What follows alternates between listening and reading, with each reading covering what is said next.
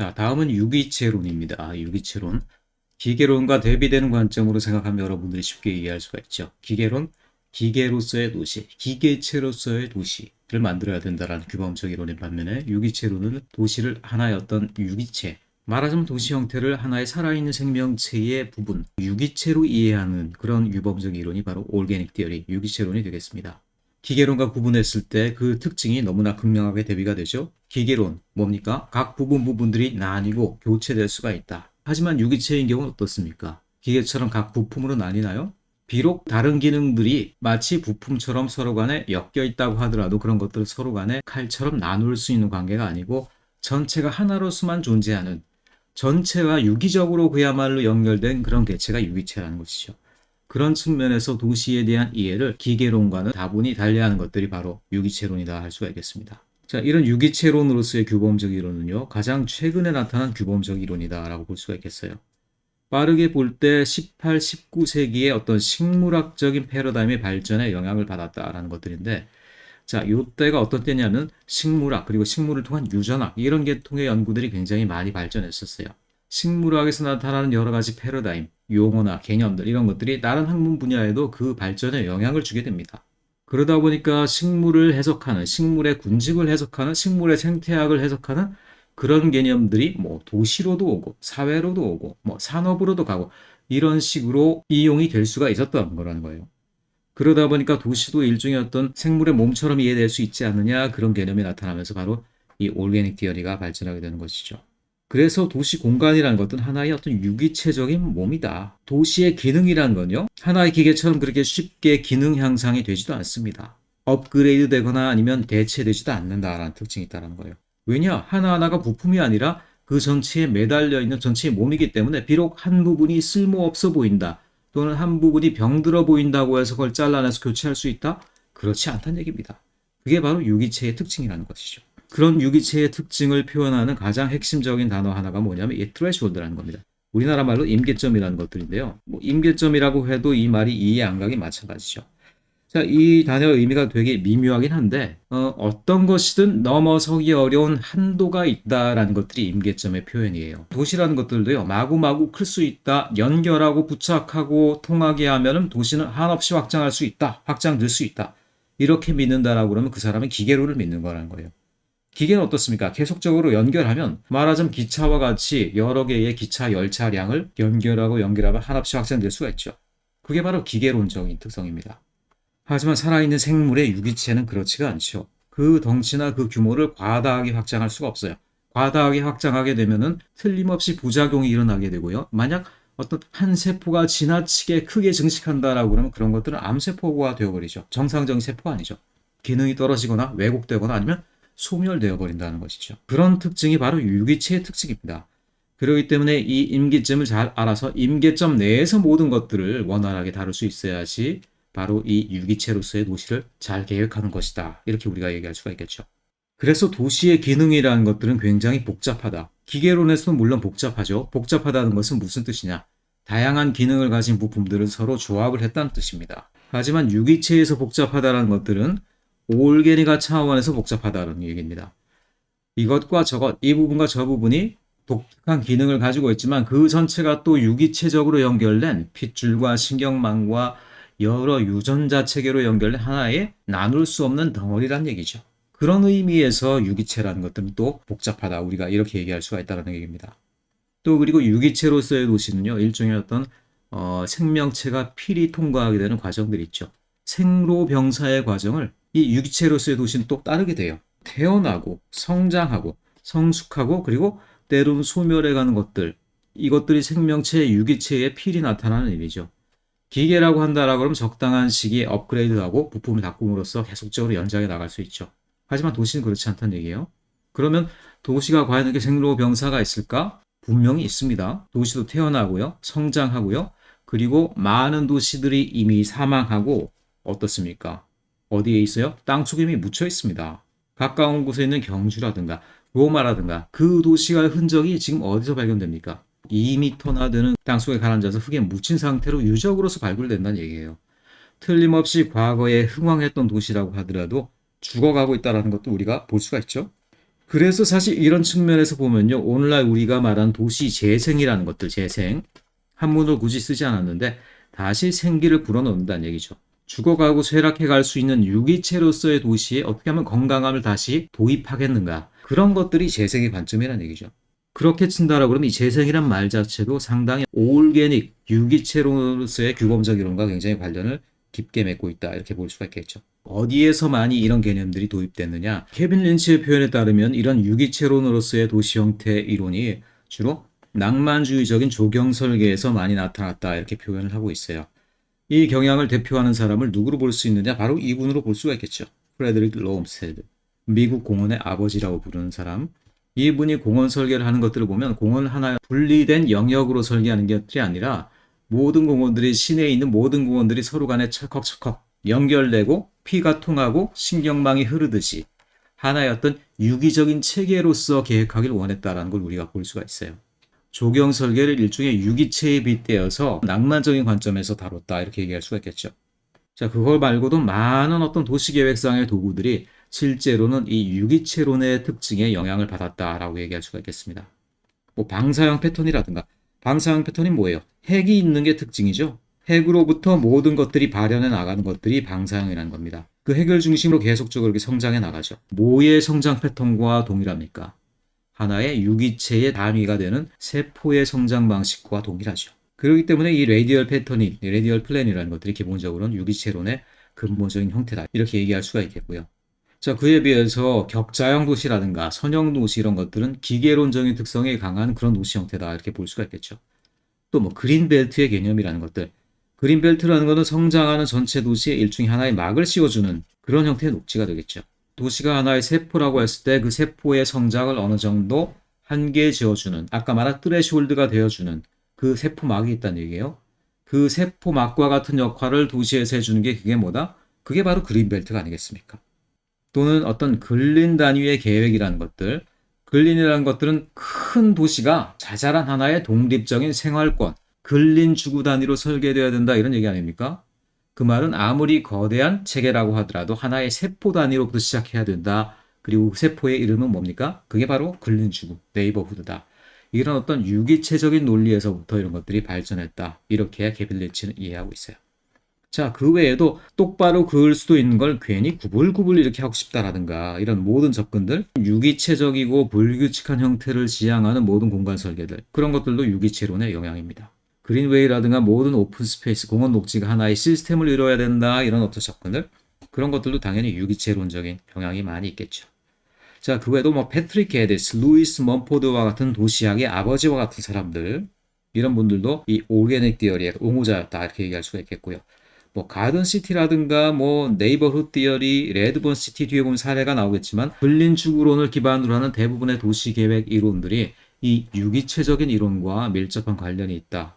그 외에도 최근에 어떤 생태도시 운동, 생태도시 운동은 그 말 자체가 도시 하나의 생태계처럼 관리해야 된다는 얘기니까 왜 유기체론과 관련이 없겠습니까? 자, 요건 1899년 에베네저 하워드가 설계를 했다기보다는 그냥 개념적인 아이디어만 제시를 한 거죠. 가든시티 모습이 되겠습니다. 자, 가든시티를 보면요. 아무리 큰 중심부 도시라고 하더라도 인구 3만 5만이에요. 3만 5만에 도달하면 뭐에 도달한다? 트레시홀드, 임계점에 도달하는 겁니다. 임계점에 도달하면 그 도시는 더 이상 성장하면 안 돼요. 다른 지역으로 일종의 세포 핵 분열을 해야 됩니다. 그래서 옆에 새로운 도시를 개척하게 돼요. 핵이 생기고 그 주변을 중심으로 인구 3만의 도시가 새롭게 독립적으로 형성되어 갑니다. 각각 세포로서의 인구 3만, 5만 도시 사이에는 이렇게 신경망과 같이 철도 노선이 지나가면서 서로를 연결해 가게 되는 것들이죠. 자, 이런 식으로 임계점을 가진 하나의 세포와 같은 도시로 영국 전역을 하나의 도시 네트워크로 건설해 나가자 이런 것들이 이제 에베너즈 하워드의 전원도시 계획입니다. 다분히 도시의 성장을 일종의 유기체의 성장과 같은 패턴으로 이해하고 있다. 이렇게 우리가 읽을 수가 있겠죠. 그리고 아까 얘기한 프레드릭 로 옴스테드 경. 이분은 이제 실제 근린주구나 도시계획에도 일정 부분 참여를 했는데요. 그의 성향을 나타내는 대표적인 작품이 또 리버사이드, 시카고 근교에 있는 리버사이드라는 근린의 어떤 계획이 되겠어요. 자, 근린 패턴 한번 딱 보세요, 여러분들. 어떻게 느꼈습니까? 여기 하나하나의 어떤 근린 블럭의 패턴들이 굉장히 유기적이다. 실제로 대부분의 미국의 근린주들의 계획은 어떻게 됐을까요? 이런 격자형으로 이루어졌겠죠. 이런 어떤 다이아고널 패턴이 들어간다라고 하지만 기본적으로는 격자형이고 기계적인 패턴을 따른 것들이 일반적이었다. 자, 그에 비해서 프레드릭 롬스테드 경의 어떤 이 도시 패턴을 보면요. 일부러 굉장히 유기적인 패턴을 쓰고 있죠. 한 군데도 직선적인 것들이 없어요. 모든 동네들이 유기적이고 불규칙하고 비정형적인 패턴을 따르고 있더라는 얘기입니다. 그 옆에 비교가 될 그림을 한번 갖고 와봤어요. 요건 여러분들 중학교 때 자연, 과학 시간에 여러분들이 많이 볼 만한 사진입니다. 양파 껍질의 현미경 1000벤지, 2000벤지 확대 사진이에요. 양파 껍질에 있는 하나하나의 그 표피 세포거든요. 그 세포의 불규칙한 모습, 올게닉한 폼하고 매우 닮아 있죠. 뭘 얘기하는 거겠습니까? 이들 유기체론적인 도시론을 주장하는 이런 학자들 같은 경우는요. 실제 유기체 형태를 그대로 도시의 형태를 갖고 오기 위해서 노력을 했겠구나라는 생각을 우리가 여기서 할 수가 있겠죠. 시카고 근교의 리버사이드 지역, 바로 이 부분이 되겠죠. 그 지역에 그리는 패턴인데 바로 옆에 있는 그림과 비교를 해보세요. 요거는 다른 계획과에서 일반적으로 계획된 패턴이겠죠. 자, 정확하게도 기계론적으로 격자형으로 잘려있는 그 동네에 비해서 바로 옆 동네만 굉장히 자유분방하게 유기체적이고 비정형적인 패턴으로 계획이 되어 있다는 얘기죠. 바로 이런 것들이 그 당시에 시도되었던 유기체적인 도시 형태에 대한 추구였다. 이렇게 우리가 볼 수 있을 것 같습니다. 유기체론 하면은 계속 프레드릭 로 옴스테드니 패트릭 게데스니 이런 분들이 나올 것 같은데 갑자기 뜬금없는 이름이 드악 하고 나옵니다. 룩 그루비지의 할아버지가 왜 여기서 또 나오냐는 얘기죠. 자, 이분은 아까 어디서 등장하셨어요? 기계론적인 하나의 기계철에서의 도시를 주장하셨던 가장 핵심적인 분이죠. 그런데 이분이 갑자기 또 유기체론적인 도시론에 왜 또 이름을 올리는 것일까? 그 근거는 바로 이 샹디가르라는 도시에 있습니다. 자, 이 샹디가르는 인도 펀잡주의 새롭게 생긴 행정수도예요. 그리고 르꾸르비제가 이 도시를 계획하는 마스터 플래너로 선정되어서 이 도시를 계획했습니다. 자, 전체로 봤을 때는 큼직한 격자형으로 잘리고 있는 게 맞아요. 근데 중요한 것은 그 내부를 이루고 있는 패턴입니다. 보면 뭔가 꾸불꾸불한 것들이 아래 위로 양옆으로 막 지나가고 있죠. 특별히 여러분들이 주목해야 될 것들은 뭐냐? 이렇게 꾸불꾸불 지나가는 요거는 뭐냐면요. 이 도시 전체를 남북으로 관통하는 거대한 녹지축을 넣었다는 얘기예요. 르꾸르비제의 대표작이라고 할 수 있는 라디언트 시티에 있는 엄격하고 자잘한 격자형 패턴을 쓰지 않았고요. 굉장히 큰 격자형 패턴. 자, 블록이 뭐냐면 남북으로 길쭉하게 되어 있어요. 그래서 남북으로는 약 800m, 그리고 동서로는 한 300m가 되어 있는 길쭉한 블록이에요.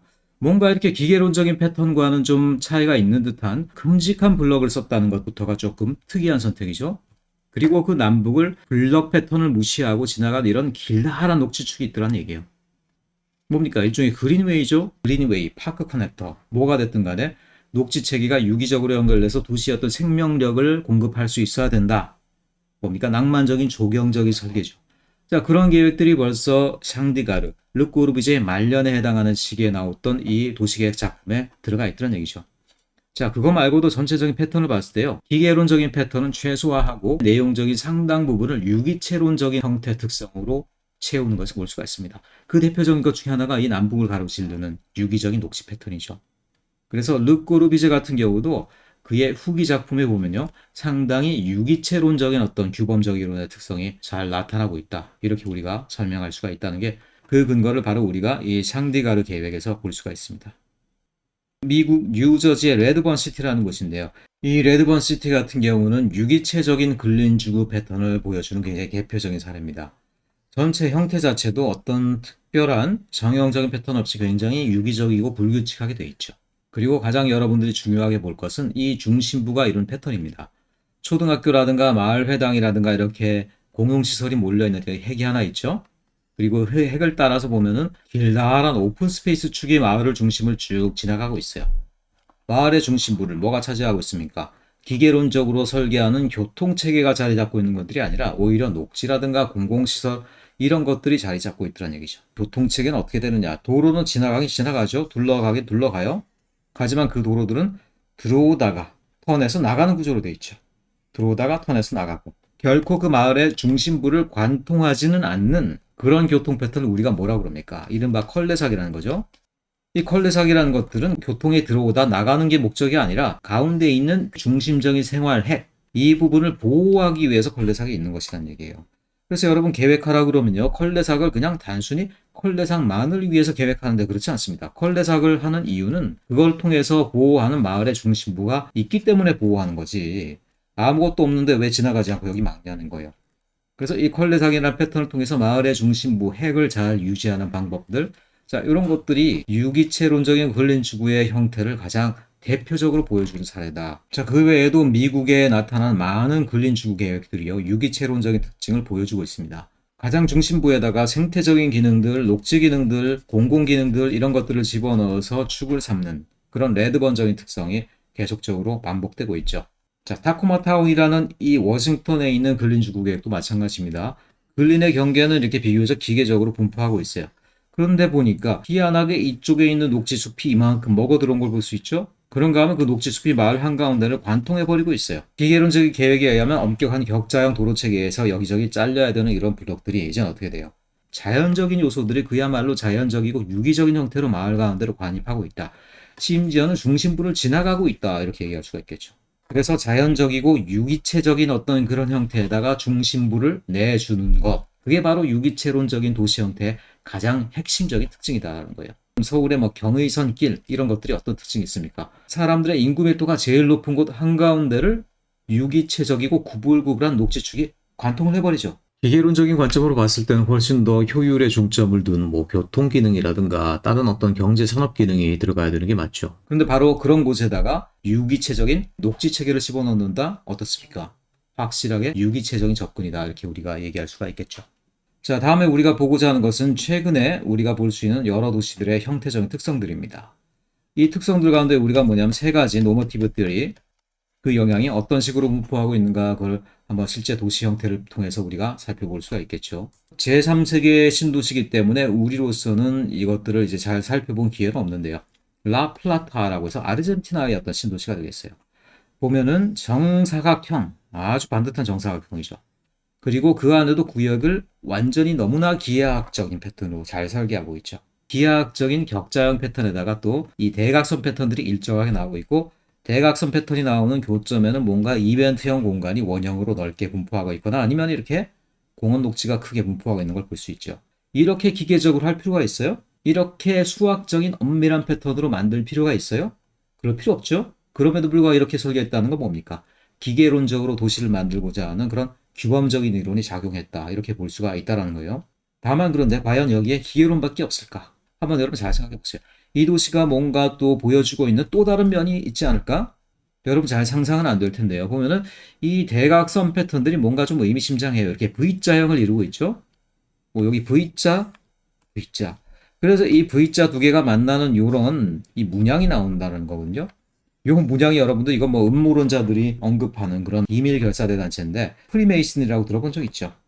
실제로 이 도시를 계획한 계획가가 이 프리메이슨의 일원이고 프리메이슨을 굉장히 이제 찬양하고 그 상징을 보여주고 싶어서 안달난 사람이라는 거예요. 그래서 이 도시의 가로 패턴 중에 은연 중에 이 프리메이슨 상징이 들어가게 했다. 이렇게 얘기를 하고 있더란 얘기예요. 뭡니까? 도시를 하나의 어떤 상징적인 패턴, 추상적인 가치를 대표하는 하나의 형태로서 제시한다. 어떤 이론입니까? 다분히 우주론이죠. 우주론과 기계론이 이렇게 공존하는 경우도 있다는 얘기입니다. 자, 그 다음에 브라질의 행정 수도로 유명한 루치오 코스타가 기본 설계를 맡은 전체적인 어떤 도시의 형태 설계를 맡은 브라질리아로 가보겠습니다. 호수를 면하고 있는 이 반도와 같은 지형에 십자가를 구부러진 십자가를 집어넣음으로 시작이 됐죠. 이 십자가라는 패턴은 사실은 뭐 카톨릭 국가로서 유명한 브라질의 어떤 종교적인 신념을 상징하기도 하고요. 그런 측면에서 다분히 우주론적인 특성이 나오고 있죠. 근데 그 다음에 발전되는 모양이 신기해요. 처음에 십자가에서 시작했는데 스케치를 하면서 점점 비행기의 모양으로 발전해 가죠. 자, 그래서 보면은 내륙을 향해서 날아가는 비행기와 똑같은 모습을 하고 있어요. 그럼 이 비행기와 같은 모습이 그냥 나왔겠느냐?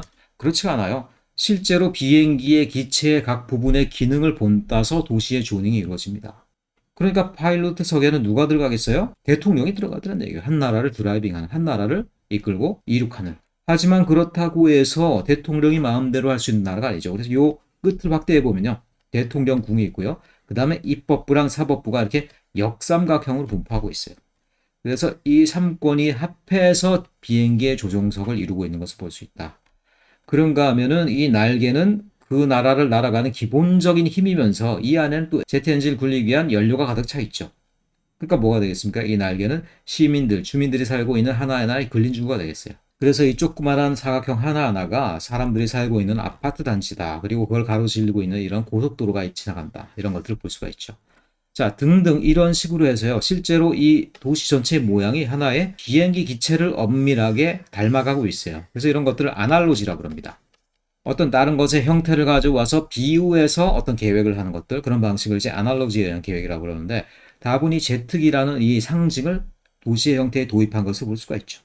자, 이런 것들도 보면 우리가 어떻게 얘기할 수가 있겠어요? 약간의 어떤 우주론적인 특징이 있다. 그러면서 비행기 기체처럼 기체의 어떤 기계론적인 특성을 닮은 도시를 만들고 있다. 또 어떤 특성이 있어요? 기계론적인 특징이 있다라는 것이죠. 누가 비행기처럼 도시를 만들면 잘 작동된다 이렇게 얘기한 적이 있어요? 아니잖아요. 기계를 닮았지만 그건 다분히 어떤 선택이에요? 규범론적인 선택이었다는 얘기입니다. 그렇기 때문에 우주론이 되었든 또는 기계론이 되었든 모든 것들이 규범론의 휘하에 있다. 이렇게 우리가 얘기할 수가 있겠죠. 우리나라의 과거에도 행정 수도가 계획됐었던 걸 여러분들은 모를 텐데 1960년대 후반에요. 그 당시 대통령이 암살되기 전이죠. 실제로 우리나라가 행정 수도를 남쪽으로 옮기기 위한 마스터 플랜에 돌입했었다. 이런 것들이 지금은 공공연한 사실로 알려져 있죠. 그리고 그 당시에 이제 도시를 계획한 그림이 되겠는데요. 딱 봤을 때 어떻습니까? 이 하천의 형태나 산의 형태를 봤을 때 풍수지리의 느낌이 강하게 나고 있죠. 뭡니까? 우리나라의 독특한 우주론입니다. 그런가 하면 마치 비행기와 비슷한 형태의 어떤 이런 어디서 갖고 왔겠어요? 그 당시에 유명했던 브라질리아 계획으로부터 상당히 많은 아이디어를 갖고 왔겠구나. 어떻습니까? 또 기계론적인 특성이 나타나고 있죠. 한 가지 재미있는 것은 브라질의 조정석 같은 경우는요. 대통령은 궁을 중심으로 오히려 입법부와 사법부가 앞으로 나가 있습니다. 그래서 역삼각형을 띠고 있는데 비해서요. 우리나라의 어떤 행정 수도의 앞에는 대통령이 단독으로 앞으로 치고 나가고 있습니다. 그 다음에 이제 국회와 사법부가 되겠죠. 그래서 그 당시에 강력했던 행정부, 말하자면 대통령의 권한을 좀 상징하는 그런 의미가 있겠다. 그 나라의 어떤 정치적인 사회적 질서를 도시 형태가 이만큼이나 민감하게 반영하고 있더란 얘기입니다. 어떻습니까? 현대의 도시라고 하더라도 정치적이고 사회적인 상징성을 벗어나지 못하고 있죠? 어떤 특징이에요? 우주론적인 특징입니다. 자, 요거는 호주의 행정 수도라고 할 수 있는 캔버라시의 계획이에요. 이 캔버라 같은 경우는 굉장히 호수랑 어울려 있는 요 삼각축, 굉장히 아름다운 도시로 유명한데요. 보면 여러 개의 핵으로 분류가 되어 있는 것 같은 이런 특징을 하고 있죠. 그리고 그런 것들이 서로 간에 이제 직선적으로 연결되어 있죠. 마치 우리가 어디서 본 패턴하고 비슷해요? 에베너즈 하워드의 전원 도시랑 굉장히 비슷한 패턴이죠. 물론 형태상으로 비슷하긴 하지만 그거랑은 전혀 관계가 없습니다. 캔버라 같은 경우는 이 자체로 그냥 완성된 도시지 에베너즈 하워드의 전원 도시처럼 성장해 가고 네트워크가 벌어져 가고 그런 형태의 도시는 아니라는 거예요. 하지만 어쨌든 형태상으로 봤을 때 어떻습니까? 하나하나의 방사형들이 서로 간에 연결되는 패턴, 마치 세포가 자라가면서 옆으로 증식되어 가는 것 같은 패턴들, 유기체의 형상을 본딴 패턴이다. 이렇게 우리가 볼 수가 있겠죠. 이건 최근에 미국의 교외 지역의 주택지 패턴을 잘 보여주는 그림인데요. 자, 이런 형태를 보면 이제 예전과는 굉장히 많이 다르게 유기체론적인 특징들이 이제는 굉장히 인기가 있구나라는 걸 여러분들이 볼 수가 있을 거라는 얘기입니다. 자, 굉장히 넓고 좋은 땅이고 습지가 있는 땅이죠. 반듯하게 닦을 수 있는 땅임에도 불구하고 어떻습니까? 굉장히 구불구불한 인공적인 운하를 이렇게 뱀처럼 지나 보내고 있고요. 그거랑 육지가 굉장히 복잡하게 결합하고 있죠. 주택지 하나하나는 거기에 박혀있는 세포처럼 굉장히 세밀한 패턴들을 하고 있죠. 그러면서 전체 형태가 뭘 본따고 있는 걸 볼 수가 있습니까? 자연적인 습지의 패턴을 마치 본따고 있는 것 같은 그런 모습을 볼 수 있죠. 뭐가 되겠습니까? 다분히 유기체론적인 특징이 오늘날의 도시계획 실무 가운데서도 나타나고 있다. 이렇게 얘기할 수가 있을 거라는 거예요. 자, 여러분들에게 단지계획이나 뭐 도시계획을 시켜봐도 마찬가지입니다. 이제는 여러분들이 뭐 반듯반듯하게 그려도 되는데 괜히 그냥 한번 유기적인 패턴으로 불규칙하게 한번 꺾으려는 그런 경향들이 있어요. 왜 그런 경향들이 생기겠습니까? 다분히 여러분들도 이제 유기체론적인 패턴에 익숙함을 느끼는 그런 디자인 경향을 이미 받아들이고 있다는 얘기죠. 자, 그런 것들이 오늘날 실무 가운데서도 이렇게 잘 나타나고 있다는 얘기입니다. 자, 또 다른 유기체적인 패턴은 라구나 웨스트라고 해서요. 역시 미국의 교외 주택지의 패턴입니다. 누구에 설계됐냐면 피터 켈토프라는 사람이에요. 어떤 사람으로 알려져 있어요? 역시 뉴 얼바니스트 중에 한 명이고요. 이 양반 같은 경우는 또 TOD라는 개념에 많이 집중을 했죠. Transit Oriented Development다. 그래서 근린 주거의 중심에는 항상 교통 기능이 들어간 핵이 있어야 된다. 그 핵을 중심으로 이렇게 유기체적으로 성장해 나가는 패턴, 이런 것들을 통해 도시를 만들어야 된다. 그래서 여기 보면은 대중교통의 축과 중심이 되는 것 같은 마을의 중심부가 있죠. 그걸로부터 방사형으로 전체적인 성장 패턴이 나가는 걸 볼 수가 있죠. 이런 패턴들이 옆마을로 옮겨가면서 점점 확장되어가는 그런 패턴을 볼 수 있죠.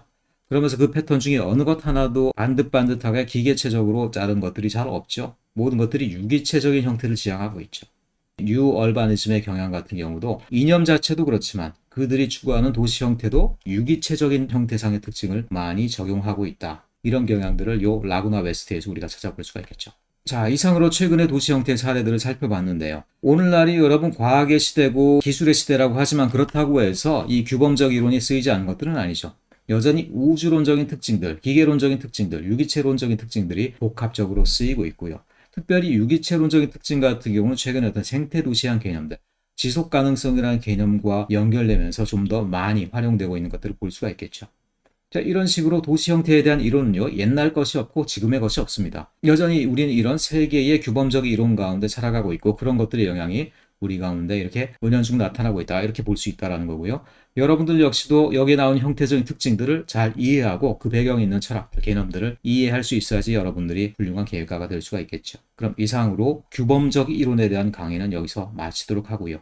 이후에 서술적 이론에 대한 강의에서 다시 만나도록 하겠습니다.